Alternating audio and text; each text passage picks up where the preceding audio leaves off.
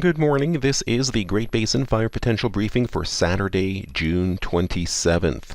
If we go back to our impact map, you can see that we have issues with winds coming through with an approaching frontal system and still some mixed wet and dry lightning, more isolated to widely scattered, but you can see those areas in the yellow. The further south you go, the drier the fuels.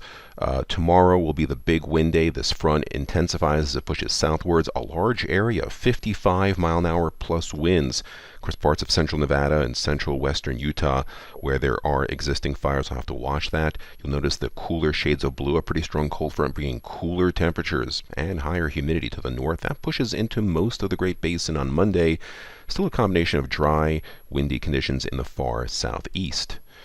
Precipitation, we had some lightning activity here on the right-hand side across much of southern Utah and isolated across parts of southern and central Nevada. You can see the precipitation here. A mix of wet and dry, maybe a little bit more wet than dry, but still some starts. You can see those new fire starts in the red, recent fires in the yellow, the larger circles indicating the larger existing fires. A lot of these new fires and existing fires in this area here in central Nevada and western central Utah will be under the gun for extremely strong winds later tomorrow. Precipitation, you can see where the fuel moisture is higher by the rainfall amounts, heavier amounts here across northern Nevada, northern Utah, and all of Idaho and western Wyoming pretty much. You can see the percentages of normal, below normal to the south, above normal to the north. Our ERCs still critically dry, 80 to 90% across the southern quarter of the Great Basin. Some of these downward trends here in ERCs is due to the cloud cover and scattered light precipitation with that mix of wet and dry lightning. It did start some fires, but it also brought fuel moistures down just a little bit. Still though, 10-hour fuels critically dry where you see the areas in the red, and where it modified here, of course grasses and fine fuels modify much quicker to some even light shower activity along with higher humidity. Here's our weather map, and there's that strong frontal system already approaching. A cold front already past northern Nevada. Winds will start increasing across there. That's our first concern, and this front will continue pushing south and east pretty rapidly over the next 24 hours.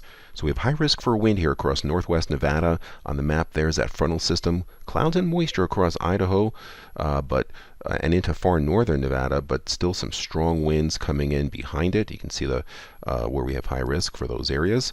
And humidity in those areas near 10% in a lot of the southern areas, getting 20% or higher to the north. And you can see the strongest belt of winds here in the orange to purple shades. Orange is about 25 miles per hour. The purple is about 35. So you can see where our main concerns will be off the Sierra front and other parts of northern Nevada.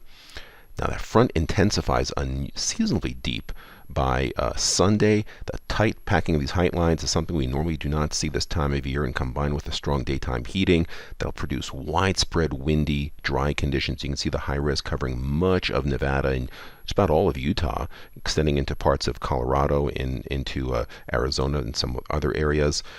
Look at these colors. You don't see this too often. The brown is 55 to 65 mile per hour winds we'll be seeing in those areas, and even the shades of purple, 35 to 45. Humidity, you can see where it's critically dry to the south and where humidity finally creeps up above 20% in the central and northern areas. Now on Monday, that low is still with us, starting to depart, but still a tight gradient to the south. We still have high risk for wind and low humidity in our far southeastern areas, extending further into Arizona and Colorado, where humidities will be in the teens. But notice how much the humidity comes up even across the I-80 corridor into the upper 20% range. Strongest winds here in southeast Utah. 3-day precipitation totals. There'll be some precipitation with the front, heaviest across parts of eastern Idaho, western Wyoming, over an inch of precipitation, maybe some snow on the higher peaks, while central Idaho, much lighter amounts to nothing as you head further south. Further down the road on Tuesday, still breezy conditions, still near the trough of low pressure, so not unusually warm, maybe even cooler than normal. You can see how our fire potential is modified quite a bit, but we do dry out as we go through the middle of the week, and we'll see another wind system starting to set up by Friday from the southwest as things dry out. And again, the southern third and western areas are the most critical at this point. 7-day precipitation totals, not much different from the first three. 8 to 14, the outlook still showing an unseasonably dry signal here. The lack of the monsoon is notable in these areas, otherwise slightly cooler than normal through the period. This concludes our briefing. Have a great day.